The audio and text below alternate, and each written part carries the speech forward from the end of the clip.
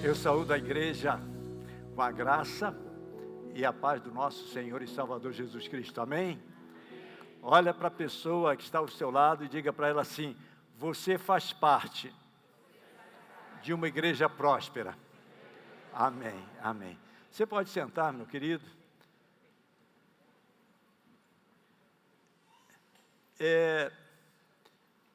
Eu queria saber nesta noite, quantas pessoas estão aqui pela primeira vez, pela segunda vez, ou que vieram de outra igreja metodista. Hoje eu conheci um casal que está vindo de Porto Velho, né?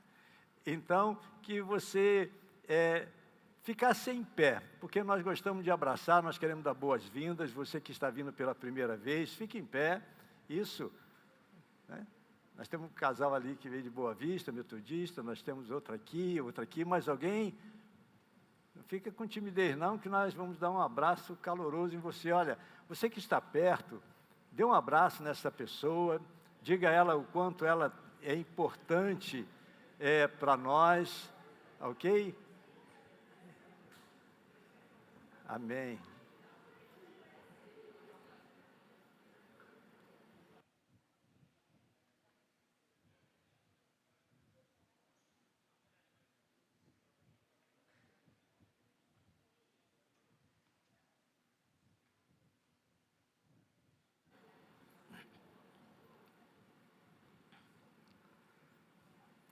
Meus amados, nós estamos no mês de junho, terceiro domingo, e esse mês o tema é prosperidade. E nós hoje vamos falar sobre marcas de uma igreja próspera, né? Uma igreja que é próspera. E vamos entender por que Cristo ele inaugurou a igreja. Nós sabemos que o primeiro texto que fala sobre igreja no Novo Testamento, e até então não tinha surgido, está lá em Mateus 16. E a partir desse texto nós vamos refletir sobre esse tema, marcas de uma igreja próspera. Então você pode abrir a sua Bíblia em Mateus 16, nós vamos ler do 13 até o 19. Mateus 16, do 13 ao 19.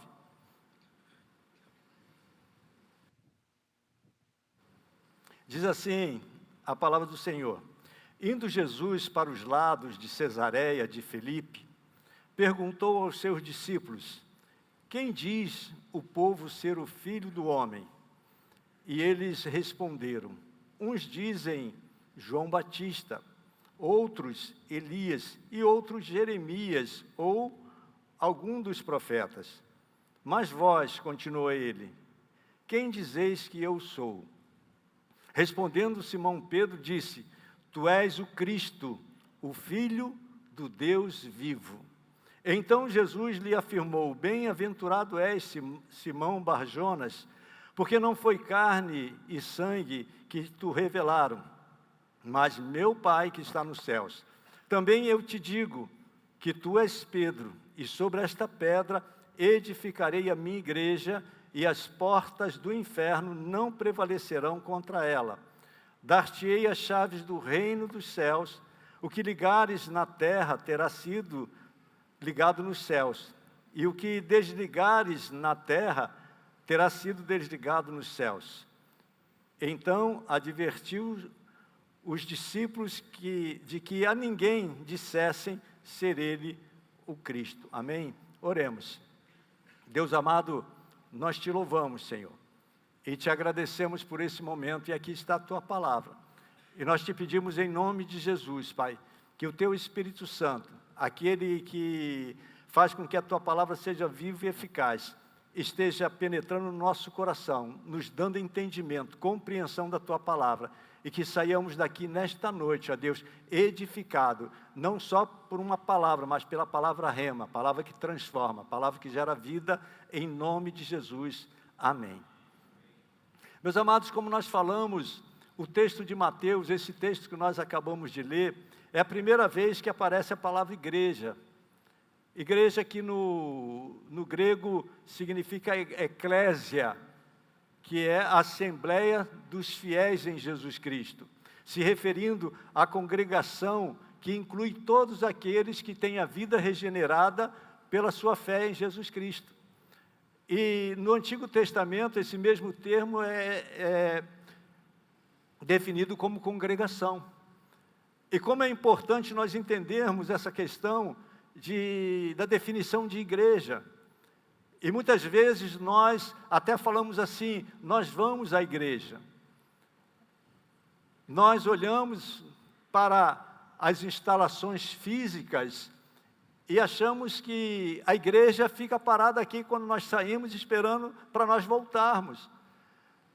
Mas quando nós olhamos para o texto, nós estamos vendo que igreja é a assembleia, é a congregação daqueles restaurados em Cristo Jesus.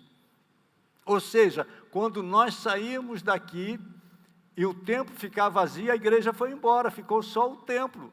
Ficou só a instalação física aonde nós nos alojamos para cultuar a Deus.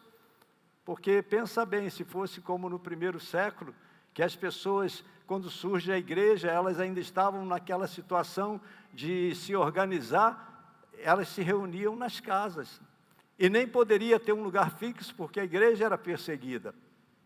Então, nós podemos entender esse texto e saber que essa igreja não está se referindo a uma estrutura. Como Jesus diz que sobre essa pedra edificarei a minha igreja e as portas do inferno não prevalecerão contra ela. Jesus não está dizendo, sobre essa palavra eu vou colocar tijolos, vou cobrir, vou colocar um telão, eu vou colocar ar-condicionado, eu vou colocar várias coisas que ficam atraentes, cadeiras confortáveis. Não, Jesus não está falando isso. Jesus está falando que vai edificar a igreja a partir das nossas vidas. Nós somos igreja do Senhor. E aí, Romanos 16, eu quero ler uns textos que falam aonde a igreja se reunia. Quando a Bíblia fala de igreja no Novo Testamento, ela não está falando do templo, do lugar das reuniões, mas ela está falando de nós. Olha para a pessoa que está ao seu lado e fala assim, Jesus quando fala de igreja está falando de nós. Somos nós que somos a igreja. Romanos 16, 5 diz assim, saudai igualmente a igreja que se reúne na casa deles, saudai meu querido Epeneto e primícias da Ásia para Cristo. A Bíblia tem um nome, né? Imagina se você se chamasse Epeneto. Fala lá com o irmão Epeneto, né? Então, ele está falando de Priscila e Áquila. Diz assim, vou ler de novo, saudai igualmente a igreja que se reúne na casa deles. Está falando de Priscila e Áquila. Saudai o meu querido Epeneto, primícias da Ásia para Cristo. Alguém que foi ganho lá.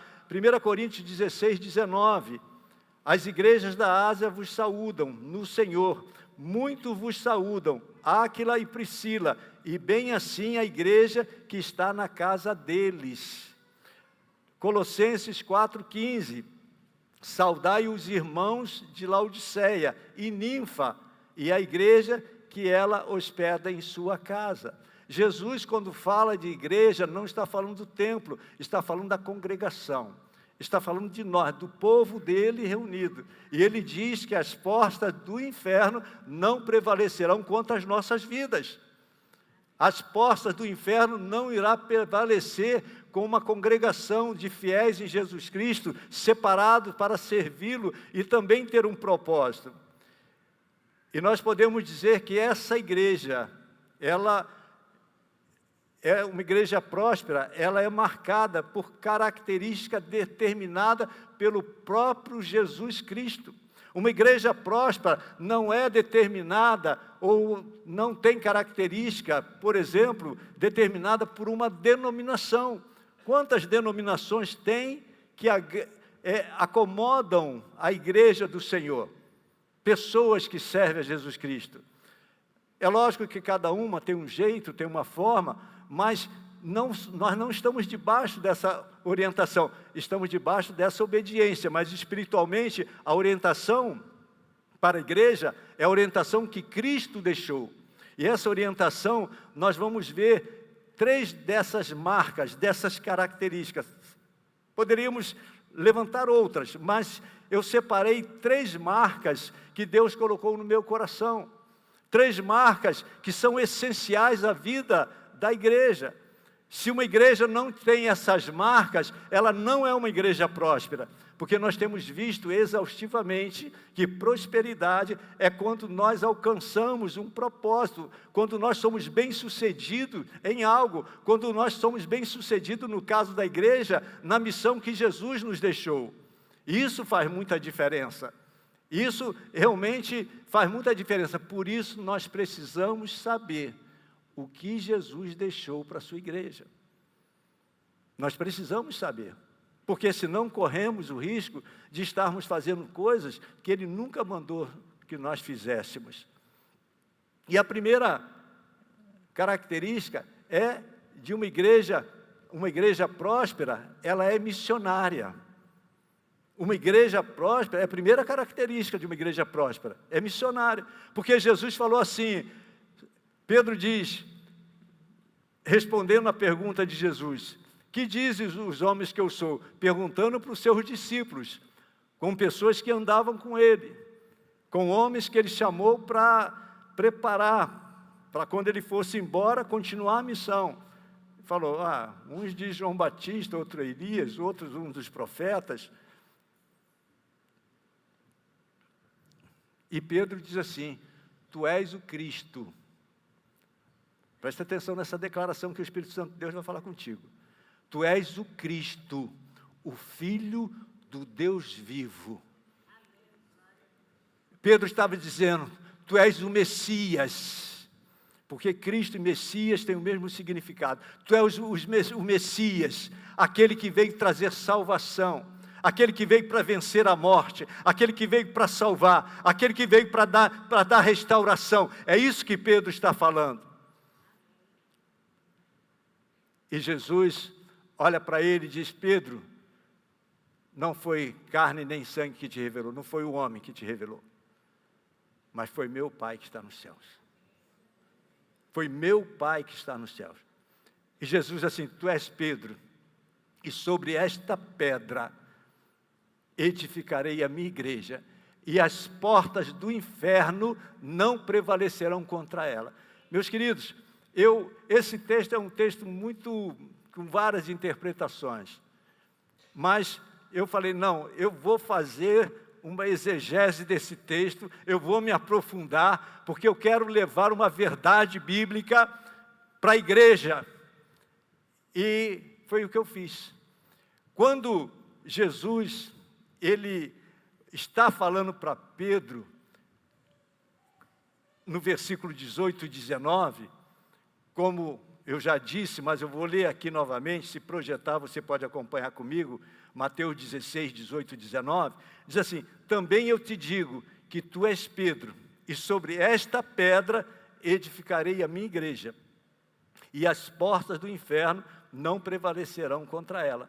Dar-te-ei as chaves do reino dos céus, o que ligares na terra terá sido desligado nos céus, e o que desligares na terra será sido desligado no céu. Olha, esse texto há muitas interpretações. Alguns dizem que Jesus está dizendo que Pedro seria aquele que fundaria a igreja, que ele seria o fundador da igreja. Nada, Pedro não morreu na cruz, né? Outros dizem que é sobre a declaração, mas a grande verdade, Jesus, ele está dizendo assim, que ele estaria dando a incumbência aos discípulos de serem edificadores da igreja, mas ele é a pedra angular. Essa igreja é sustentada em Cristo Jesus, no sacrifício dele.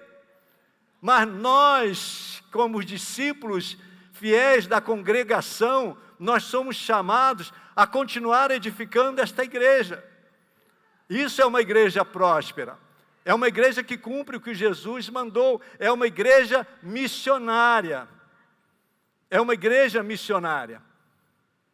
É uma igreja que entende que precisa levar essa mensagem do Evangelho por onde passa. Efésios 2, do 19 ao 22, vai deixar bem mais claro isso que eu acabei de falar sobre os discípulos. Diz assim, Efésios 2, do 19 ao 22, assim, já não sois estrangeiros e peregrinos, mas co-cidadão dos santos, e sois da família de Deus, edificados sobre o fundamento dos apóstolos e profetas. Os apóstolos e profetas, os discípulos, eles tinham um fundamento. Eles eram aqueles que estariam edificando a igreja, baseado em quê? No fundamento deixado por Cristo Jesus, que nós já vamos ver já qual é esse fundamento. Sendo Ele mesmo, Cristo Jesus, a pedra angular.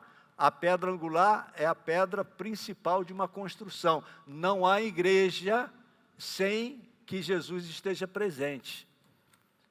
Uma igreja que não fala de Jesus, uma igreja que não fala do sacrifício de Jesus, uma igreja que não fala do arrependimento, a igreja que não fala do pecado, a igreja que não fala de salvação, uma igreja que não fala de vida eterna, está fora do fundamento que é Jesus Cristo. Isso é muito importante. E aí ele continua dizendo, versículo 21, no qual todo o edifício bem ajustado cresce para santuário dedicado ao Senhor. Olha, quando nós nos ajustamos, ele fala edifício, mas esse edifício aqui é a igreja do Senhor, é a construção da habitação do Espírito Santo, e nós não estamos falando de parede, nós estamos falando do nosso coração, da nossa vida. Quem entendeu, diga, entendi. Foi fraco esse entendi, mas eu vou continuar, no final você vai entender bem mais. E ele diz assim, no qual, 22, também vós justamente estáis sendo edificados para a habitação de Deus no Espírito. Você está entendendo? Quando Jesus fala que as portas do inferno não prevalecerão, e as portas do inferno, Jesus está se referindo à questão do... pode ser interpretada do mal, mas o sentido profundo ele diz assim, que a morte não vai prevalecer contra a igreja do Senhor. A morte não vence, a morte não nos para. A alegria de Satanás é ver alguém morrer longe da salvação de Cristo Jesus. Mas a igreja do Senhor, quando ela é edificada, ele não tem esse gosto, porque a morte não prevalece contra a igreja do Senhor, porque Jesus veio para trazer vida, Jesus veio para trazer paz, Jesus veio para trazer transformação, Jesus veio para restaurar, Jesus veio para nos dar salvação e vida eterna. Amém, meus queridos? E olha só, até na eternidade, os apóstolos, porque eles foram escolhidos por Jesus, os 12 apóstolos, para ser o fundamento da igreja no primeiro século.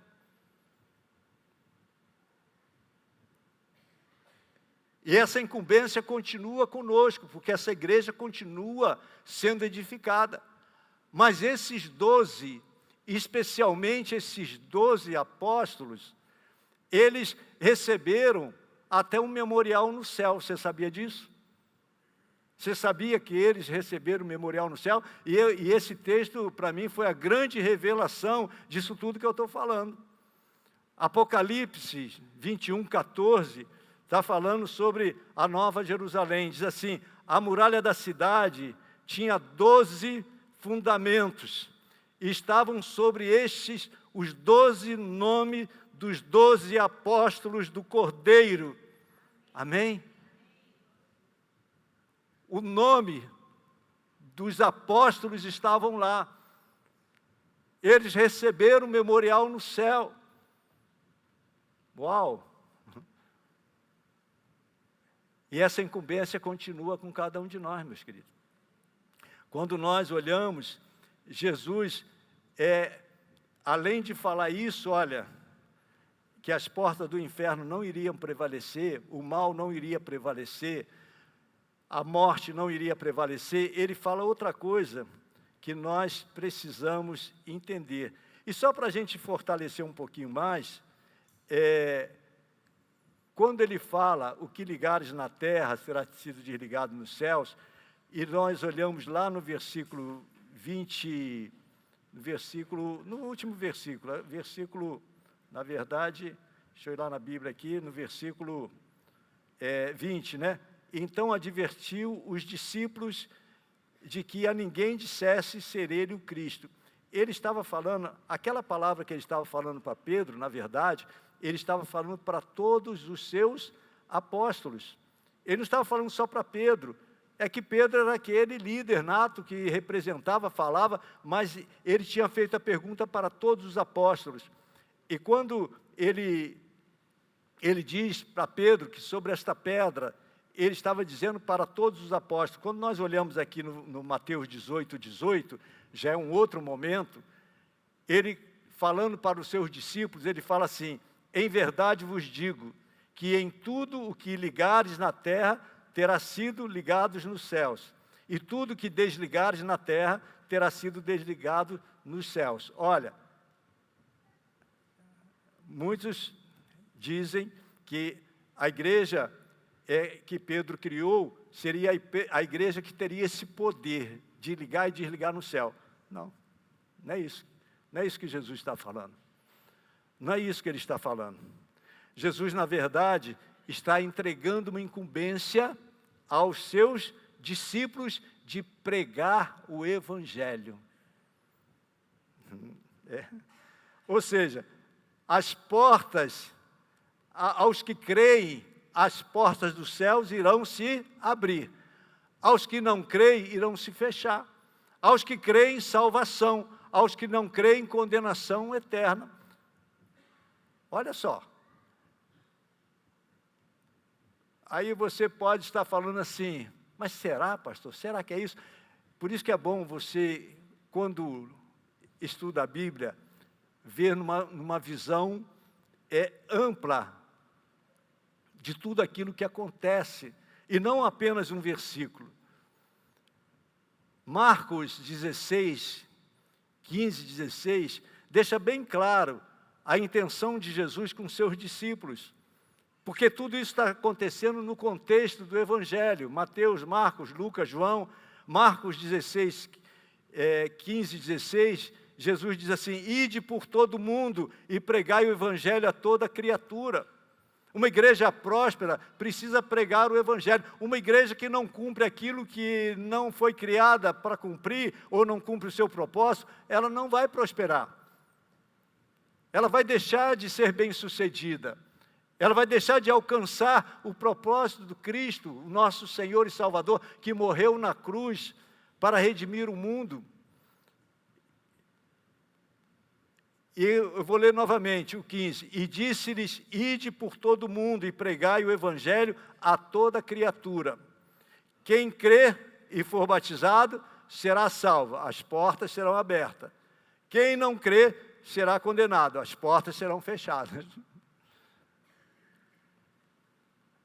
Vou perguntar agora de novo, preste atenção na pergunta. Quem está entendendo, diga assim: eu estou.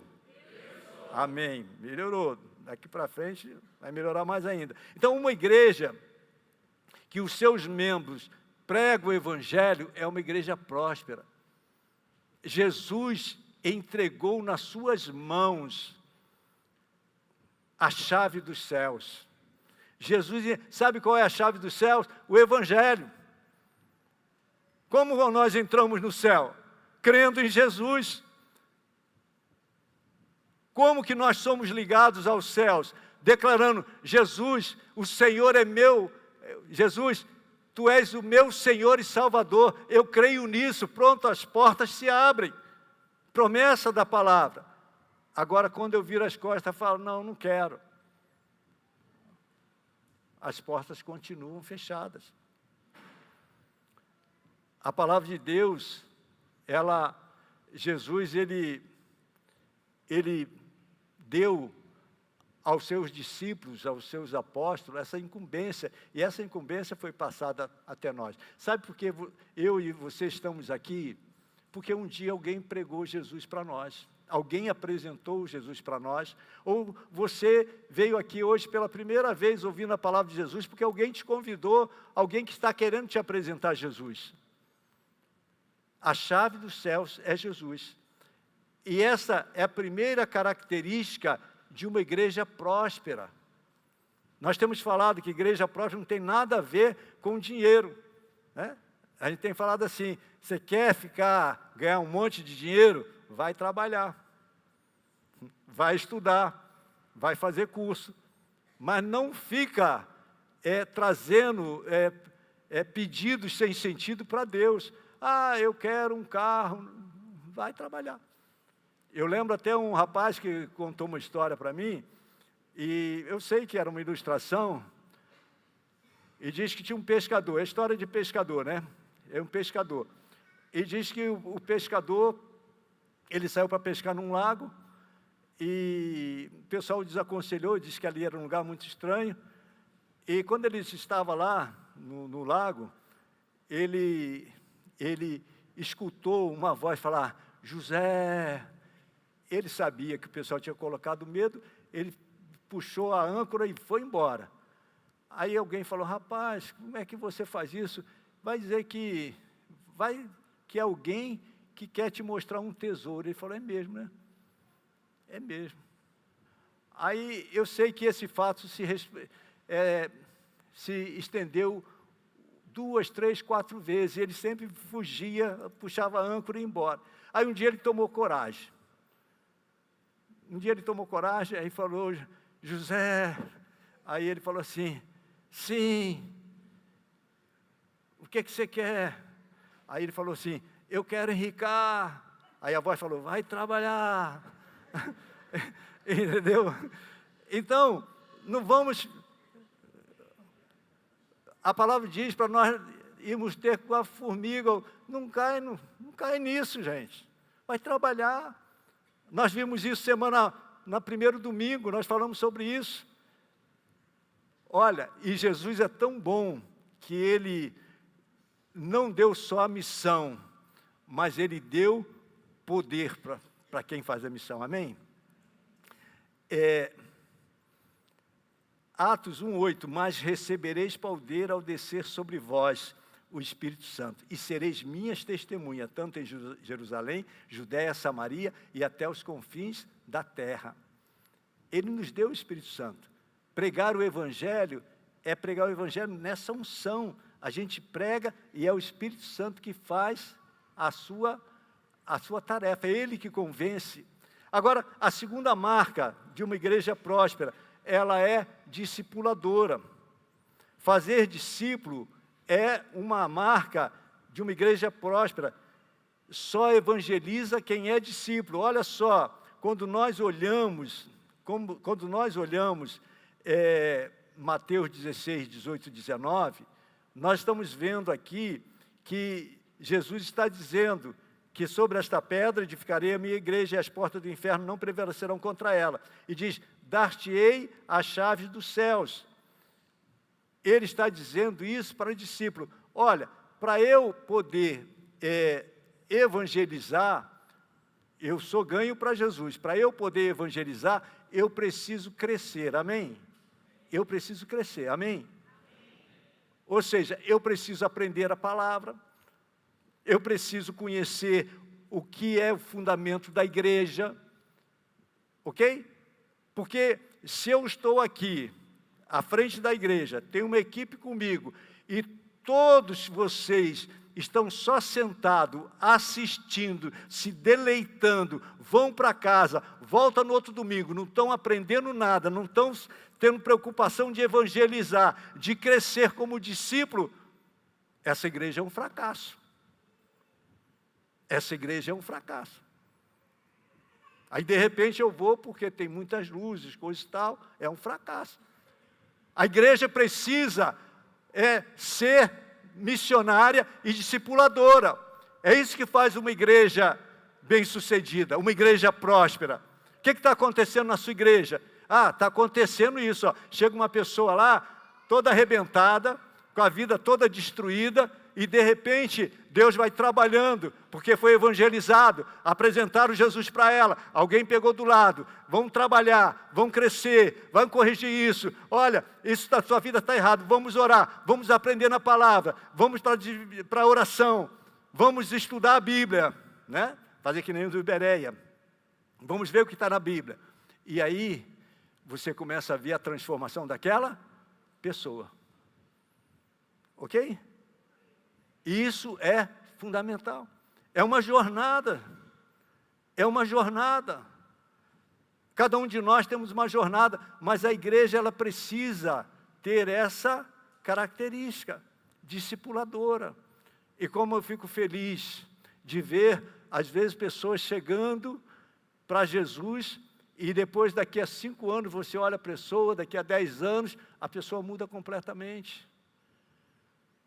A pessoa muda o seu modo de falar, a pessoa muda a sua forma de tratar esposa, marido, filhos, filhas, pais. É uma igreja que começa a aprender o que é discípulo de Jesus, que começa a viver como Jesus viveu, que tem a mesma preocupação que Jesus teve. É uma igreja missionária e discipuladora. E Jesus confiou isso também aos seus discípulos e confiou a nós. Mateus 28, 18 ao 20, que é o texto que nós mais lemos sobre discipulado, quando Jesus fala, toda autoridade me foi dada nos céus e na terra. 19, ide, portanto, fazer discípulos de todas as nações. Fazer discípulo é evangelizar, é trazer e começar a cuidar. E aí diz, batizando-os em nome do Pai, do Filho e do Espírito Santo. Opa, se tornou fiel da congregação agora e faz parte da igreja. E aí, ensinando-os a guardar todas as coisas que vos tenho ensinado. Ensinando a guardar, porque é difícil a nossa vida cristã. Uma igreja próspera entende que o discipulado é o fundamental, é o que muda a nossa vida. Primeiro, ao arrependimento. Segundo, a fé. A salvação em Cristo Jesus. A certeza da redenção. E o discipulado nada mais é do que o processo de santificação, de mudança. Uma igreja próspera é quando do púlpito saem palavras que faz de nós missionários e discipuladores. E não só do púlpito, mas também na célula, na escola dominical, tem aprendizado, a correção. Tudo isso faz parte. Jesus, ele trabalhou isso. E graças a Deus, apesar que teve um que deveria ter o nome escrito na coluna do céu, mas esse ficou fora, que é Judas, que traiu Jesus, mas foi colocado outro no lugar. Agora, a questão é saber se é Paulo ou Matias que colocaram lá no lugar, porque eu acho mais que é Paulo, porque Matias foi colocado lá, eu acho que foi Matias que foi colocado, Matias, né? Matias foi colocado lá por causa da cabeça de Pedro.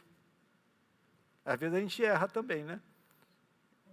Jesus mandou ficar orando até para receber o Espírito Santo. O que é que ele fez? Fez uma assembleia para colocar alguém no lugar de Judas. Ninguém mandou ele fazer isso. Às vezes a gente erra. Mas Paulo, ele foi o vaso escolhido. Jesus fala lá em Atos 9. Esse é o vaso escolhido para levar o Evangelho aos reis, aos príncipes.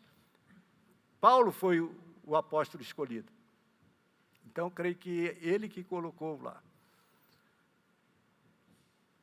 Os apóstolos, aqueles que pregavam, que saíam, que arriscavam sua vida, enfim, eles faziam aquilo que Jesus mandou. Uma igreja discipuladora, ela precisa entender que o discipulado nos ajuda a transformar vidas.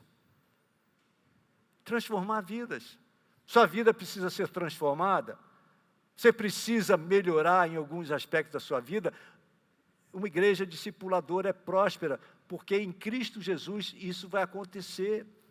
Deus vai começar a mudar a sua história.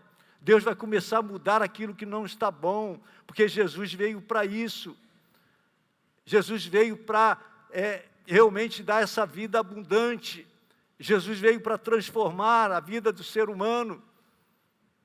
O mundo já está cheio de armadilhas para jogar cada vez mais eu, você, a nossa família, no buraco da desilusão, da angústia, da ansiedade, da derrota, da dor. Mas Jesus, ele veio para salvação. E o discipulado é necessário para isso. Missão e discipulado. E muitas pessoas não suportam o processo. Só experimenta o sucesso quem se submete ao processo. E o processo, muitas vezes, é doloroso.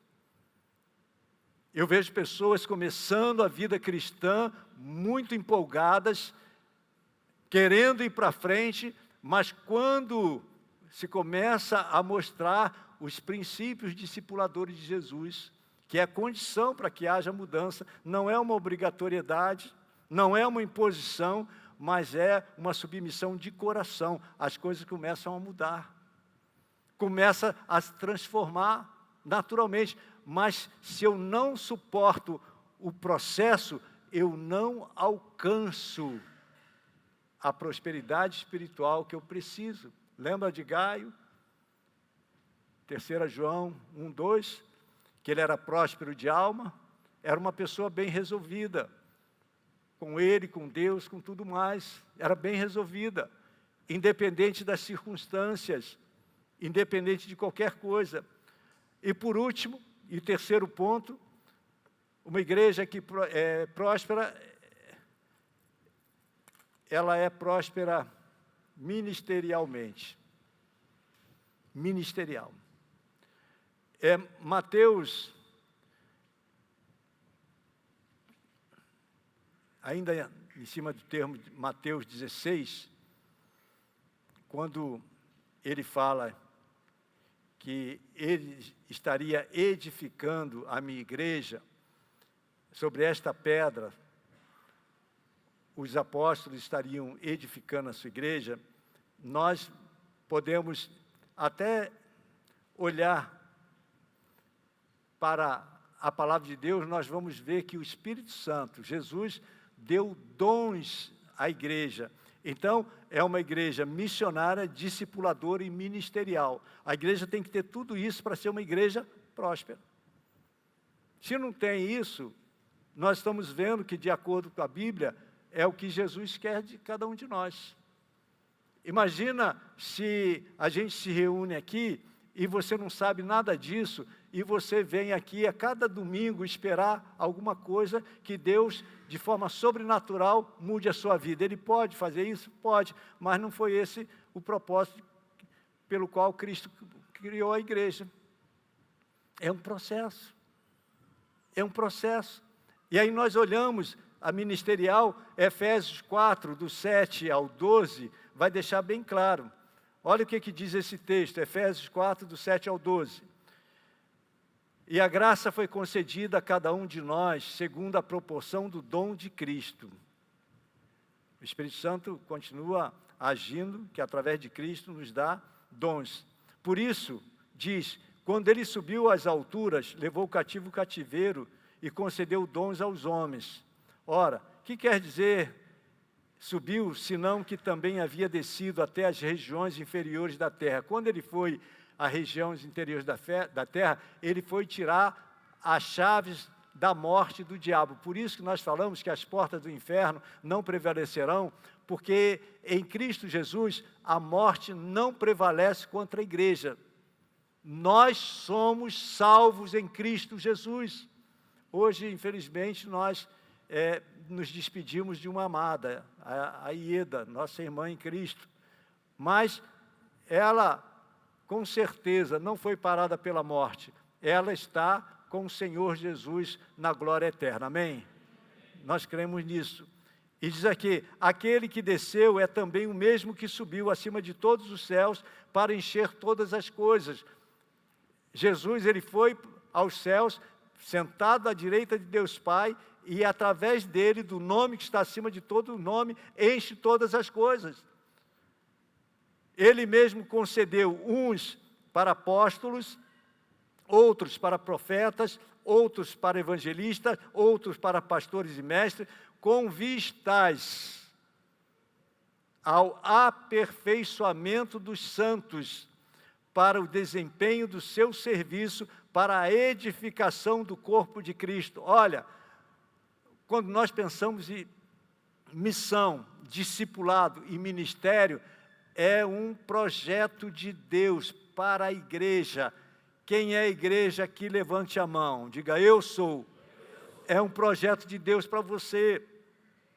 Quando Jesus diz que as portas do inferno não prevaleceriam, porque ele sabia que estava edificando uma igreja que seria missionária, discipuladora, ministerial, cada dia mais formando líderes, pessoas para pregar o evangelho, para cuidar, para fazer dessa igreja o lugar de vitória, o lugar de salvação, de redenção, de alcançar o perdido, de transformar famílias, de tirar pessoas da angústia. Posso ouvir um amém? Amém. Esse ou essa é exatamente o propósito da igreja. Ou você acha, como às vezes nós temos visto, que Jesus morreu na cruz do Calvário, passou por todo aquele sofrimento para você enricar? Você acha? Seria mais fácil Deus fazer aparecer na sua casa o dinheiro que você precisa. Não é assim que funciona. A verdadeira prosperidade é justamente entender essas marcas da igreja.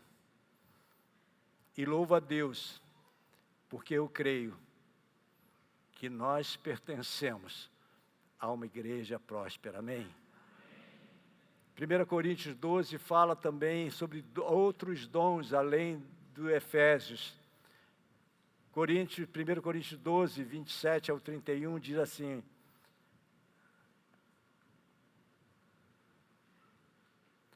ora, vós sois corpo de Cristo, e individualmente membros desse corpo. Compara a igreja ao corpo de Cristo, né? A uns estabeleceu Deus na igreja, primeiramente apóstolos, em segundo lugar profeta, em terceiro lugar mestres, depois operadores de milagres, depois dons de curar, socorros, provavelmente dons de interpretação de línguas, governos, administração, variedade de línguas. Porventura são todos apóstolos ou todos profetas? São todos mestres ou operadores de milagres, têm todos os dons de curar, falam todos em outras línguas, interpretam todos, entretanto, procurai com zelo os melhores dons. Meu querido, nós somos um corpo.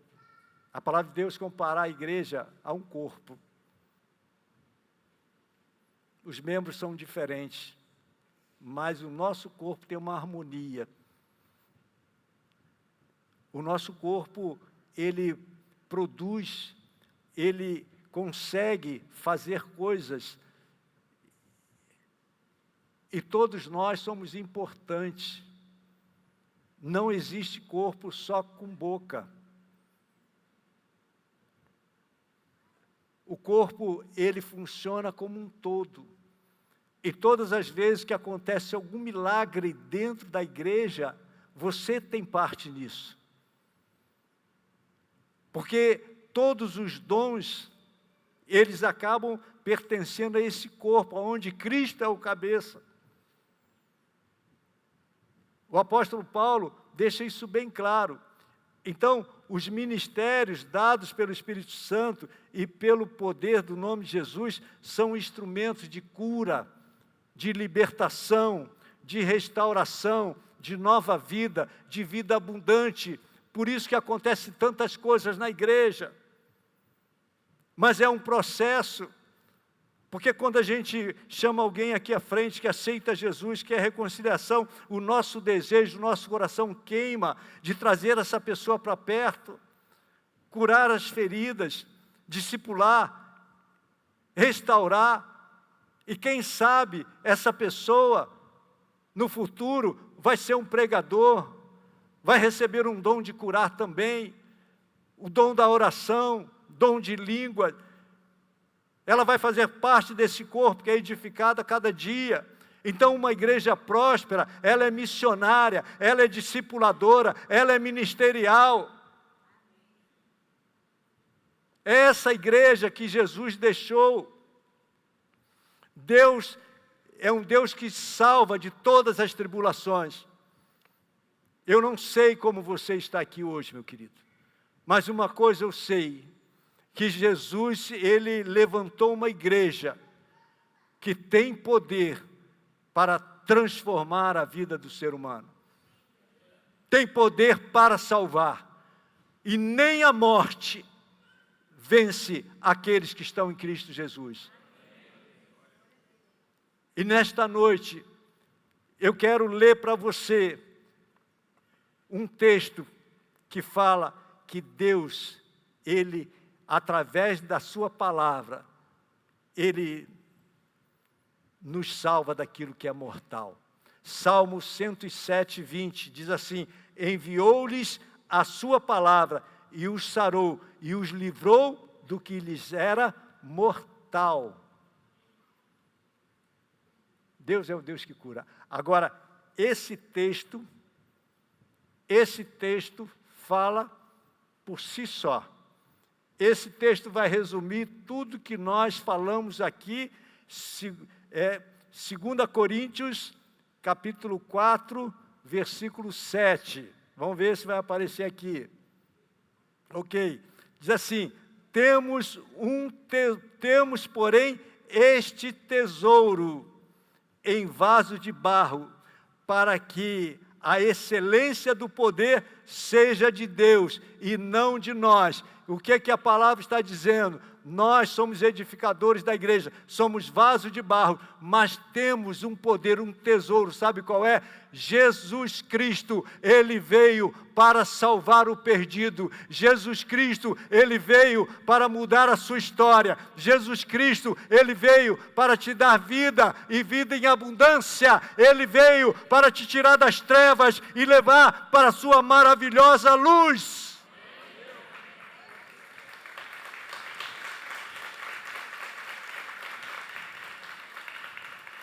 O apóstolo Paulo, em Romanos 1, ele diz assim: pois não me envergonho do Evangelho, porque é o poder de Deus para a salvação de todo aquele que nele crê, primeiro dos judeus e também do grego. Deus, Ele tem dado dom a essa igreja. Eu quero orar com você agora. Ele tem dado dom a essa igreja. E é interessante que o Ministério do Louvor me informou, falou: pastor, tem esse cântico aqui, e esse cântico podemos usar no final do culto, para o apelo. Eu falei: pode ouvir. Ele falava de tesouro, coisa e tal. Eu falei: mas não tem nada de tesouro. E quando eu olhei para terminar, estava essa palavra assim, ó: temos, porém, este tesouro em vaso de barro.